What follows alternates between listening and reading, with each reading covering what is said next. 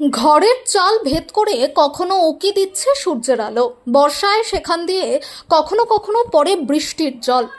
ঘরে বাইরে সর্বত্রই দীনতার ছাপ স্পষ্ট। এমনই ঘরের ছেলে শুভজিৎ দাস। একদিকে আর্থিক অনটন, অপরদিকে অভাবের মধ্যে দিন কাটিয়ে এবার মাধ্যমিকে সাফল্য পায় শুভজিৎ।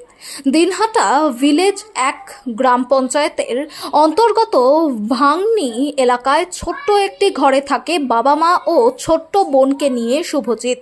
পড়া ছাড়াও প্রতিদিনের খাবারের কথা ভাবতে হয় কৃতি এই ছাত্রকে।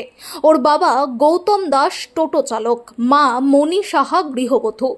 আর্থিক অনটনের মধ্যে অনেক কষ্ট করে ছেলেকে পড়াশোনা করাচ্ছেন তারা। এত অভাবের মধ্যেও শুভজিৎ এবার মাধ্যমিকে 634 নম্বর পেয়ে সকলকে অবাক করে দিয়েছে।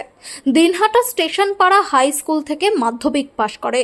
ওর এই সাফল্যে উচ্ছ্বসিত তার স্কুলের শিক্ষক থেকে শুরু করে গৃহ শিক্ষকদের পাশাপাশি স্থানীয় বাসিন্দারা। ভবিষ্যতে চিকিৎসক হওয়ার ইচ্ছে শুভজিতের। কৃতি এই ছাত্র জানায়, স্কুলের শিক্ষকরা সেভাবে সহযোগিতা না করলেও গৃহ শিক্ষক সিদ্ধেশ্বর সাহা নানাভাবে সহযোগিতা করেছেন। তিনি বিনা পয়সায় পড়াশোনা থেকে শুরু করে কাগজ কলম সবকিছু দিয়েছেন। আমার ইচ্ছে একজন প্রকৃত নিষ্ঠাবান চিকিৎসক হয়ে সমাজের মানুষের পাশে দাঁড়ানোর। বাবা মায়ের সেই আর্থিক ক্ষমতা নেই পড়ানোর। কেউ যদি আর্থিকভাবে সহযোগিতা করে তবে ইচ্ছে আছে বিজ্ঞান নিয়ে পড়াশোনা করে ভবিষ্যতে চিকিৎসক হওয়ার। শুভজিৎ জানিয়েছে, বাবা একজন টোটো চালক। সারাদিনে হাড় ভাঙা খাটুনির পর সামান্য আয় দিয়ে চলে সংসার। সারাদিন কাজ করে এসে বাবা আমাকে কয়েকটি বিষয়ে পড়াতো। তাছাড়া মাও আমাকে নানাভাবে পড়াশোনা করতে সহযোগিতা করেছে।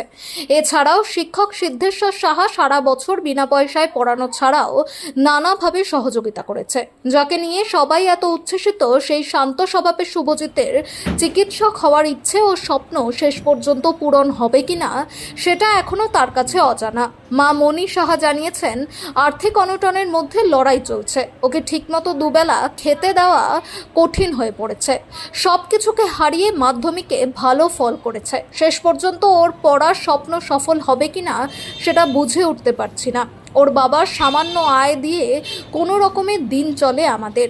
যে ঘরে আমরা থাকি সেটা বসবাসের অযোগ্য।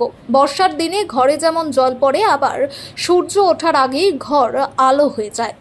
গৃহশিক্ষক সিদ্ধেশ্বর সাহা জানান, শুভজিৎ পড়াশোনায় বেশ ভালো। সব রকমভাবে ওকে সহযোগিতা করার চেষ্টা করছি যাতে ওর লক্ষ্যে পৌঁছতে পারে। বাবা গৌতম দাস বলেন, টোটো চালিয়ে সামান্য আয় দিয়ে কোনো রকমে চলে সংসার। কেউ যদি আর্থিকভাবে সহযোগিতার হাত বাড়িয়ে দেয় তবে হয়তো শুভজিতের ভবিষ্যতের চিকিৎসক হওয়ার যে স্বপ্ন তা হয়তো বাস্তব রূপ পেতে পারে। আমি স্কুলের তরফ থেকে কোনো সহযোগিতা পাইনি। আমার বাবা মাই আমাকে পড়িয়েছেন, ছোটোকার থেকে পড়াতেন। টেনে সিদ্ধেশ্বর স্যারের কাছে পড়েছি, আর ইংলিশটা স্যারের কাছে পড়েছি, আর ইতিহাস ভূগোল বাংলা বাবার কাছে পড়েছি, বাবা আমার কাছে পড়েছি। মা আমার নোট লিখে দিতেন ইতিহাসে, বাবা বুঝিয়ে দিতেন, সিদ্ধেশ্বর স্যার যেটা বুঝে দিতেন একটু একটু ভালো করে বুঝিয়ে দিতেন। বাংলাটা বাবাই পড়াতেন। সংসারে অভাব। আমি ভবিষ্যতে ডাক্তার হতে চাই, ডাক্তারের মানুষের সেবা করতে চাই। ছোটবেলা থেকে ইচ্ছে আমি ডাক্তার হতে চাই। আর্থিক সংকট থাকাকালীন আমরা করছি। বাবা সে টোটো চালায়, সেটা কষ্ট করে পড়িয়েছেন, তাই এটার মান রাখতে পেরেছি বলে জানবো। ব্যাপার হচ্ছে কি, আমি তো ওই পার্ট টাইমার ওই প্রফেশনাল জব করি একটা, সে ফালাকাটায় এখান থেকে প্রায় 50-60 কিলোমিটার দূরে হবে। হ্যাঁ, তারপরে শুধু ফালাকাটা না, ফালাকাটার থেকেও ভিতরে ঢুকতে হয়। সেটা হচ্ছে বিশা স্কুল, সেটা হচ্ছে 7.5 মাইল বলে এটাকে।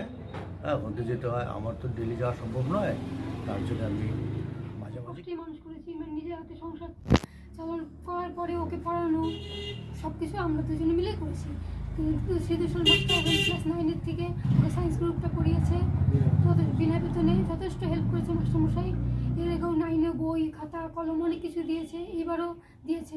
উনি আমার যথেষ্ট সাহায্য করছে। এছাড়া রাজু মাস্টার ওকে ইংরেজি পড়িয়েছে, উনিও সাহায্য করেছে।